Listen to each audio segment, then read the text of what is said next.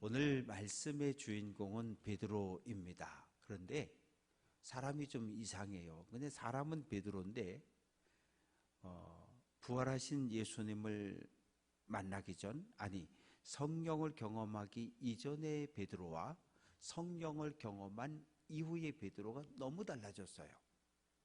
그러니까 360도가 달라지면 제자리니까 180도가 변했어요.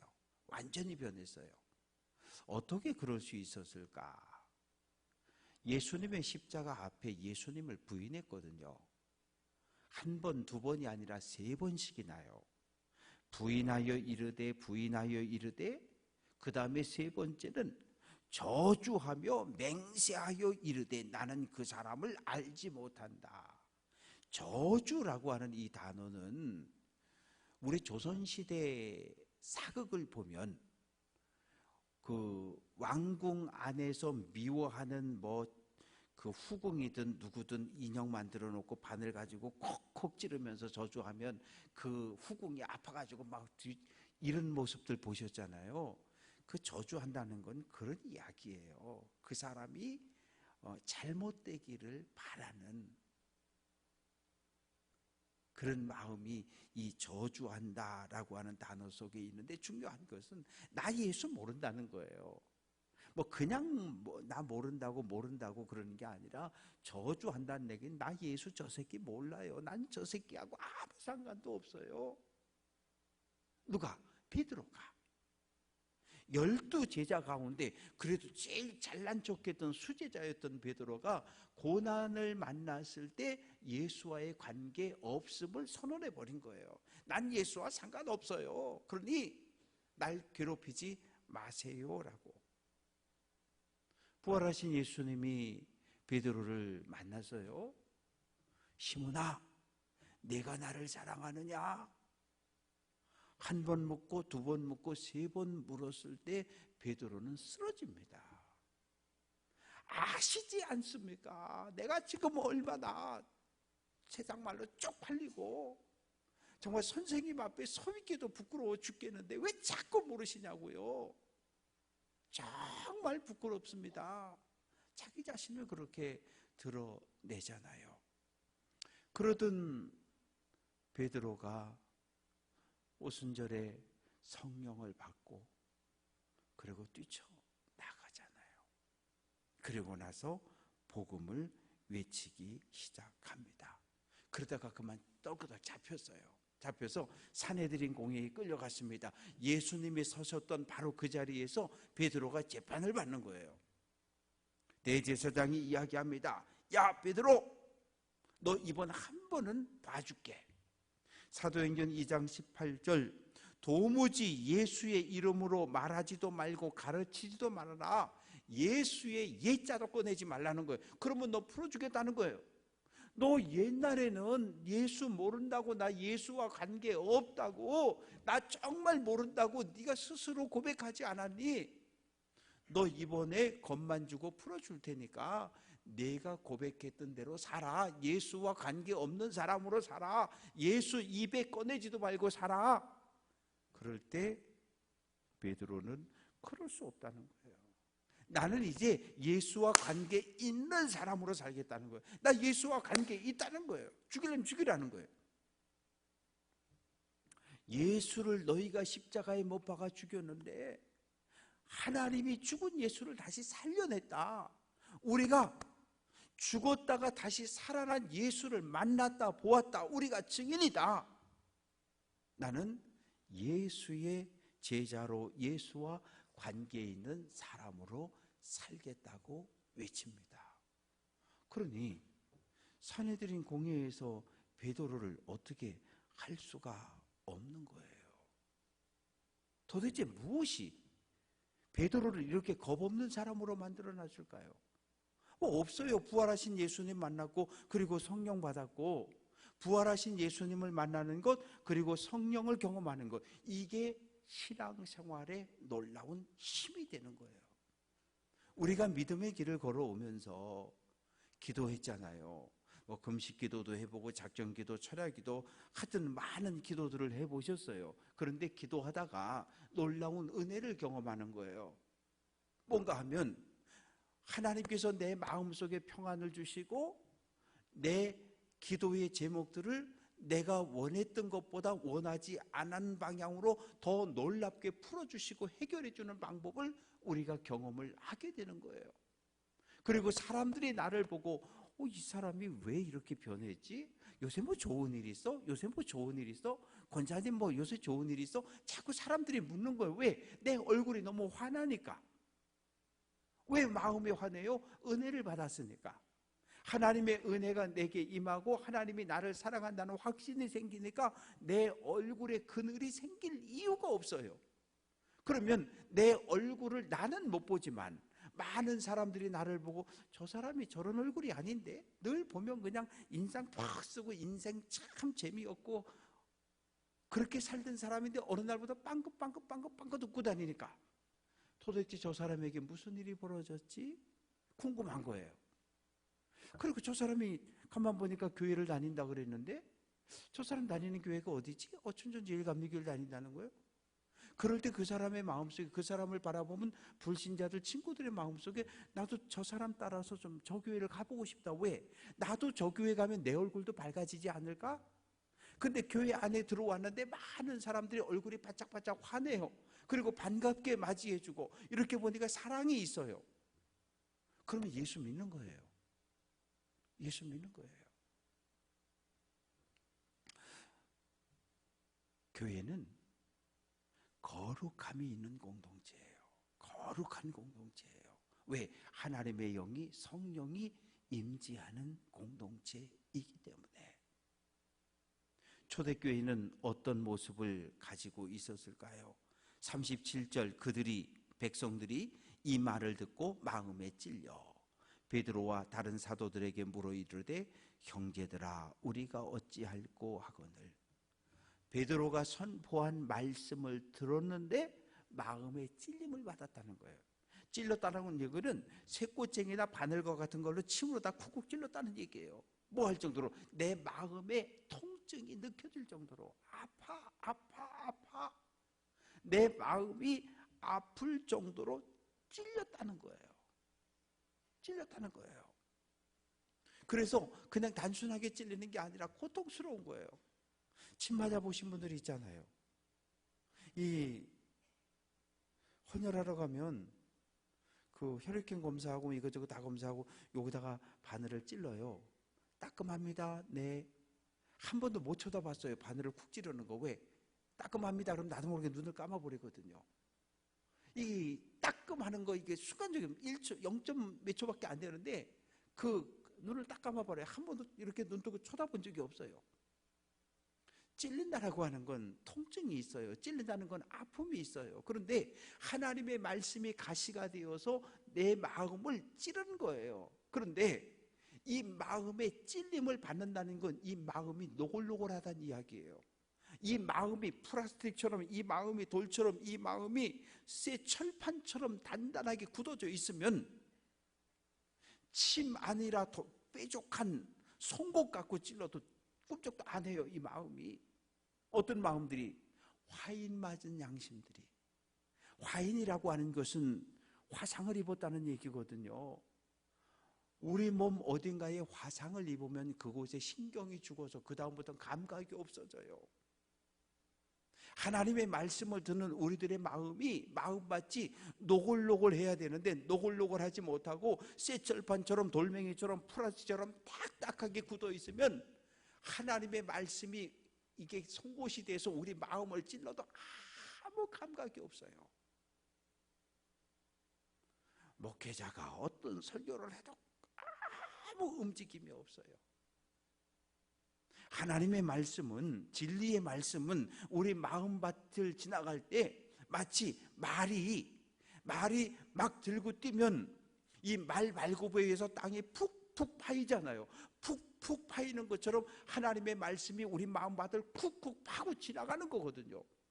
그런데 이게 쇠철판처럼 딱딱한 마음밭을 가지고 있으니까 송곳으로 찔러도 말 발굽으로 콱콱 밟고 지나가도 아무런 감동이 없어요. 고통이 없어요. 하나님의 말씀이 선포될 때 반응은 딱 둘이에요. 둘. 첫째는 은혜를 받습니다. 말씀이 가슴을 찌르고 말씀이 가슴을 뒤집어 놓고 때로는 나도 모르게 감추어주었던 죄악이 갑자기 말씀을 듣는 순간 딱 떠올라서 견딜 수 없는, 눈에 눈물이 펑펑펑 쏟아져 나오고 어떻게 감당할 수 없는 그런 죄책감에 떨고 두려움에 떠는 그런 감동이 있어요. 찔림을 받는 것, 이거 감동이에요. 하나님의 말씀이 살아있기 때문에 살아있는 하나님의 말씀이 우리 마음밭에 떨어지면, 마음을 찌르면 고통이 느껴지기도 하고, 그리고 아픔이, 죄책감이, 회개의 기도가 나오기도 하는 거예요. 바라고 소망하는 것은 하나님의 말씀을 받을 때 우리들의 마음에 찔림이 있기를 주님의 이름으로 축원합니다. 그런데 전혀 반응이 없는 분들이 있어요. 왜 그럴까? 사랑이 식어서 그래요. 사랑이 식어서. 아기들을 낳고 아기들을 키워보셨잖아요. 근데 엄마는 아무리 피곤해도 아이의 울음소리에 예민해요. 아이의 작은 신음소리, 몸 뒤집는 소리, 낑낑거리는 소리 하나에 몸이 움직여요. 안영원 집사님 몸이 움직여 안 움직여? 애가 울어도 그냥 쿨쿨쿨 잠이 와요? 절대 안 그래요. 왜 그래요? 사랑 때문에 그래요. 내 생명이 아이들에게 물려졌고 사랑하기 때문에 아이의 작은 신음소리에 자다가 깨는 거예요. 그 신음소리가 천둥 벼락치는 소리처럼 꽝 때려버리는 거예요. 그 자다가 벌떡 일어나서 뛰어가는 거예요. 근데 사랑하지 않으면 무감각해지고 귀가 다쳐버려요. 배가 고프다고 울어도, 오줌을 싸고 울어도, 똥 쌌다고 울어도 꼼짝도 안 해요. 애가 배고파 죽는다 그래도 가가지고 게임하고 있고, 참 별 희한한 엄마들 다 있잖아요. 그래서 애를 굶겨 죽이잖아요. 왜? 사랑이 없으니까. 낳기는 낳는데 사랑이 없으니까. 게임하러 가고 오락하러 가고. 아이가 어떻게 되든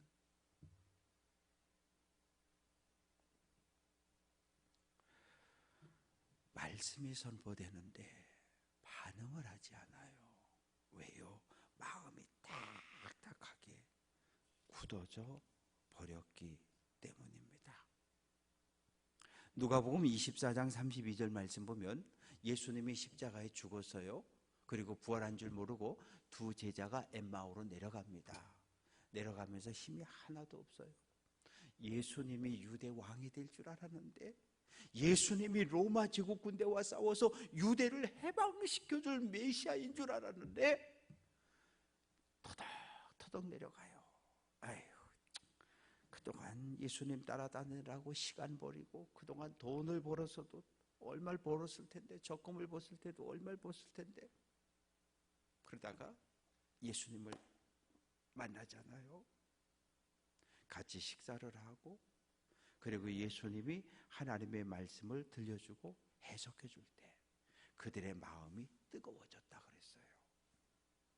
그러니까 말씀을 들을 때, 처음 신앙생활하고 은혜를 받을 때는 말씀을 받을 때 아멘, 아멘, 아멘 하고 받는 거예요. 그리고 그 말씀대로 살려고 몸부림을 치는 거예요. 그런데 신앙생활이 좀 이렇게 지나가면 타성에 젖어버려요. 에이, 뭐 그 말씀이지 뭐. 지난주 말씀이 오늘이고 오늘 말씀이 다음 주 말씀이고 뭐 그 말씀이지. 말씀에 대한 기대감이 사라져버려요. 그 순간부터 우리의 신앙은 병들기 시작하는 거예요. 하나님의 말씀이 선포되는데, 진리의 말씀이 선포되는데 그 말씀을 무감각하고 반응하지 않기 시작할 때부터 우리의 신앙은 병들기 시작해요.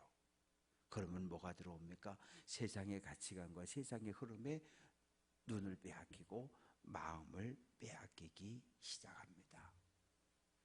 성경을 보면 예수님이 사역 시점이 있어요.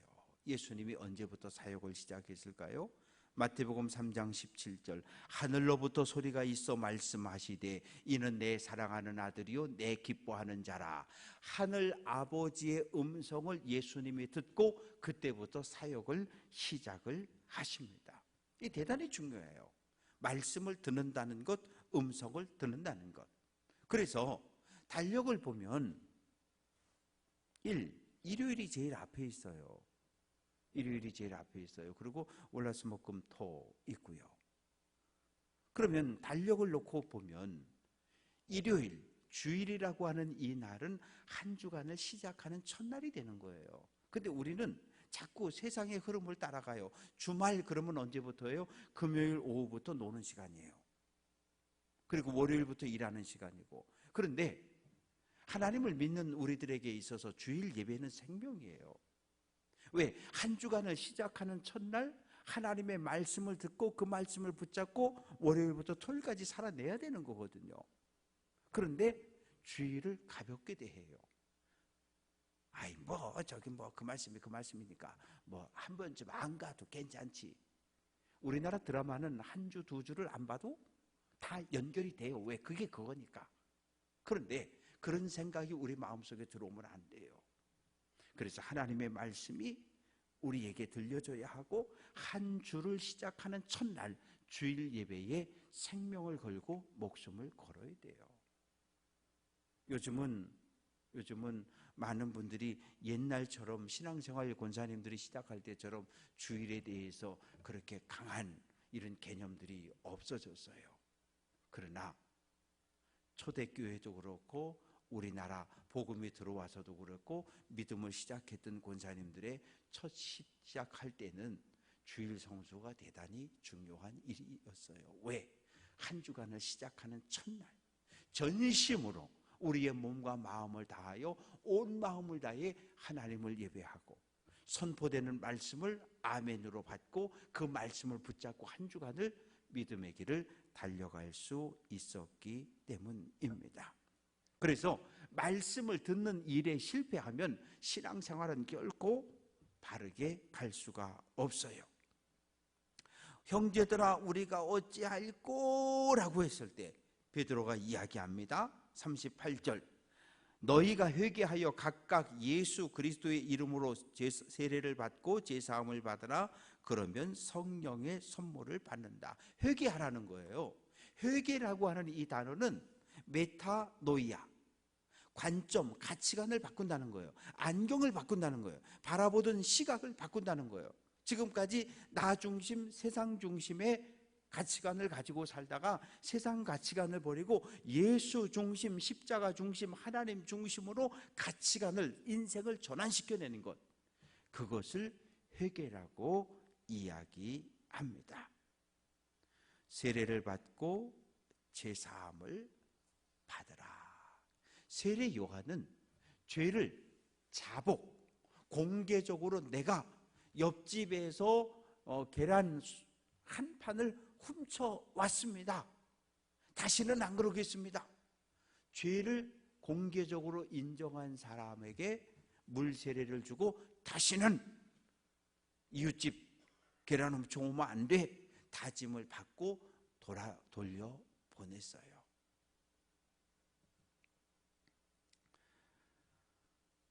오늘 베드로는 세례를 받고 제사함을 받고 성령을 선물로 받고 구원을 받으라, 그 말을 받은 사람들이 가르침을 받아, 이런 받았다라고 하는 표현들이 계속해서 반복되어지고 있습니다. 아니 그러면 목사님, 유대인들만 제사함을 받고 우리는 어떻게 되는 거죠?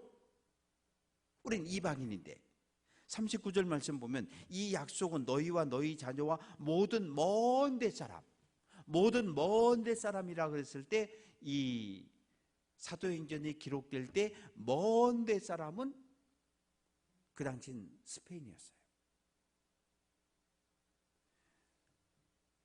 성령이 너희에게 임하면 너희가 권능을 받고 유대와 예루살렘과 유대와 사마리아와 땅끝까지 이르러 내 증인이 되라 할 때 땅끝은 로마 제국이었어요. 그러나 오늘 우리가 이 말씀을 읽을 때 땅끝은 우리나라였고, 그리고 먼 데 사람은 오늘 우리들이에요. 유대인과 아무 상관없는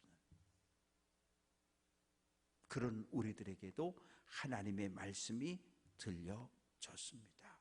그래서 지금은 우리가 성부와 성자와 성령의 이름으로 세례를 주노라 아멘 하지만 한동안은 예수 그리스도의 이름으로 세례를 주었습니다. 이제 그러다가 시간이 흐르면서 성부, 성자, 성령의 이름으로 세례를 주기 시작했습니다. 베드로는 하나님의 형상을 가진 모든 사람이 구원 얻는다는 것을 우리에게 선포하고 있습니다. 그래서 성령 받은 성도들로 인해서 교회가 부흥하고 성장하고 성장하는데 3천이라고 그러죠.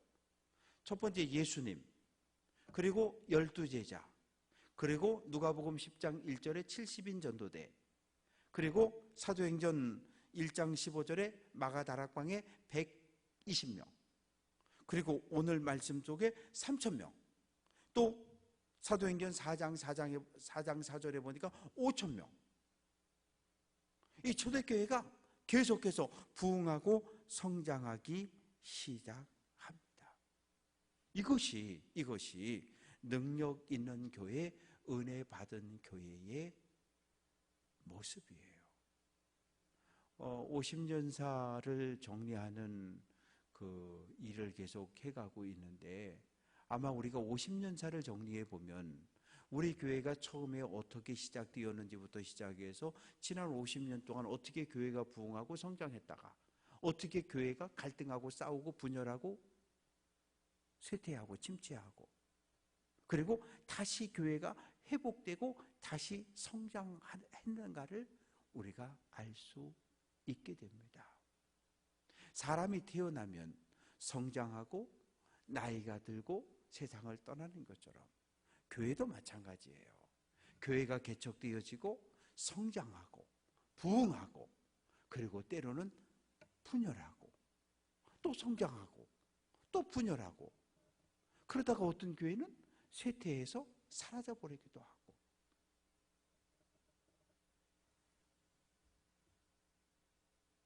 교회 공동체가 어떤 모습을 가지고 있느냐에 따라서 교회는 부흥할 수도 있고 교회는 쇠퇴할 수도 있어요. 교회를 왔네요. 와보니까 교회가 거룩한 공동체, 사랑의 공동체, 서로가 서로를 품어주는 공동체, 그러면 사람들이 계속 들어오게 돼 있어요. 교회를 들어왔네요. 새로운 사람이 들어오면 자꾸 밀어내.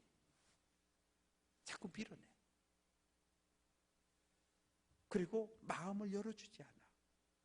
그러면 떠나게 돼 있어요. 왜? 사랑이 없는 공동체인 것을 확인했기 때문에. 그런데 수십 년 신앙생활한 분들은 아무 문제가 없어. 왜? 지금까지 그렇게 살아왔으니까. 그런데 새로 들어온 사람은 정확하게 알아요. 이 교회가 사랑이 있는 공동체인지 거룩한 공동체인지, 아니면 타인의 고통에 대해서 아무 관심이 없는 공동체인지. 하나님이 보시기에 좋은 교회는 어떤 교회일까요? 저는 바다 같았으면 좋겠어요. 바다는 가장 낮은 곳에서 모든 것을 다 품어요. 뭐까지 품습니까? 생활 오폐수, 공장 쓰레기, 가다가 유조선 기름 싣고 가다가 뻥 터져가지고 온통 기름이 다 새도 다 받아들여요. 그러면 바다가 죽었습니까? 살아있어요. 바다가 살아있는 이유는 두 가지예요. 첫째는 염분, 소금기를 가지고 있어요. 전 세계 모든 바다가 3에서 3.5% 정도의 소금기를 가지고 있어요. 이 소금기 때문에 바다가 살아요. 교회가 작아서 교인이 없어서가 아니라 교회의 거룩함이 없어지면, 소금이 짠맛을 잃으면 밖에 버려 밟혀지는 것처럼 교회가 거룩함을, 교회가 하나님의 영광을, 신실함을, 사랑을 가지고 있지 못하면 이 교회는 사라지게 돼요. 그러나 3%의 염분이 바다를 살려내는 것처럼 교회 안에 믿음의 사람이, 기도하는 사람이, 분별의 능력이 있는 사람이 있는 한 교회는 무너지지 않아요. 두 번째는 바다가 살아있는 이유는, 바다는 이렇게 가만히 있질 않아요. 뭐가 있어요? 늘 밀물과 썰물이 있어요. 밀물과 썰물이 있고, 때때로 바다가 태풍을 일으켜서 바닷가 위를 뒤집어 놔요. 태풍이 없으면 바다는 썩어요. 왜? 바닷속 깊은 곳에 있는 것들이 그대로 있어 계속 쌓이고 썩으면 망가져요. 그런데 태풍이 적도에서 일어나면 바닷속 깊은 곳에 있는 물들을 위로 끌어올려서 위에 산소가 많은 바닷물을 밑으로 끌고 들어가서 바닷속 깊은 곳에 산소가 있게 하고, 바닷속 깊은 곳에 있던 가라앉아 있던 쓰레기를 다 끄집어내서 어디로? 육지로 다 갖다가 버리는 거예요. 그래서 태풍이 한번 오고 나면 바닷가에는 쓰레기 산이 만들어지는 거예요. 누가 버린 거예요? 사람이 버린 거예요. 우리가 버렸던 것들이에요. 별별 게 다 나와요. 자동차부터 냉장고, 바닷속에 버렸던 모든 것들이 다 끌어다가 어디다? 육지에다 버리는 거예요. 그게 태풍이에요. 밀물과 썰물, 태풍이 있어서 바다는 살아요. 그런데 태풍에 조맞는 지역에 사는 사람들은 참 아파요.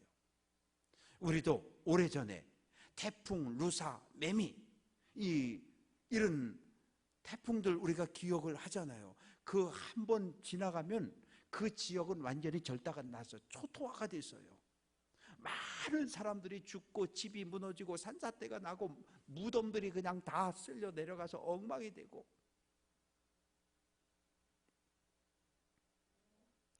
우리가 살아가는 이 세상은 태풍과 같은 고통과 아픔이 우리에게 있어요. 그런 고통과 아픔이, 밀물과 썰물 같은 그런 문제들이, 그런 아픔들이 우리의 인생을 계속 와서 때려요. 그러면 모든 고난엔 하나님의 뜻이 있다고 그랬는데, 이 고난 속에 감추어진 하나님의 뜻을 발견해내는 사람은 믿음의 눈으로 바라보고 그 일을 풀어나갈 수 있고, 고난 속에 감추어진 하나님의 뜻에 무감각한 사람, 믿음의 눈이 닫혀진 사람, 듣는 귀가 닫혀진 사람, 그리고 마음판이 쇠판처럼 딱딱한 사람은 도대체 지금 무슨 일이 일어나는지를 알 수가 없어요. 바라고 소망하는 것은 하나님의 말씀을 들을 때 우리 마음이 울컥울컥 울렁울렁거렸으면 좋겠어요. 그래서 하나님의 말씀이 때로 칼이 되고 창이 되고 바늘이 되고 송곳이 되어서 우리의 지약을 쿡 찔러서 끄집어내고 쿡 찔러서 끄집어내고 쿡 찔러서 끄집어내서 우리의 마음속에 주님이 주시는 거룩함이, 하나님의 영광이, 성령이 거하는 거룩한 전의 삶을 살아낼 수 있는 귀한 성도들 될 수 있기를 주님의 이름으로 축원합니다.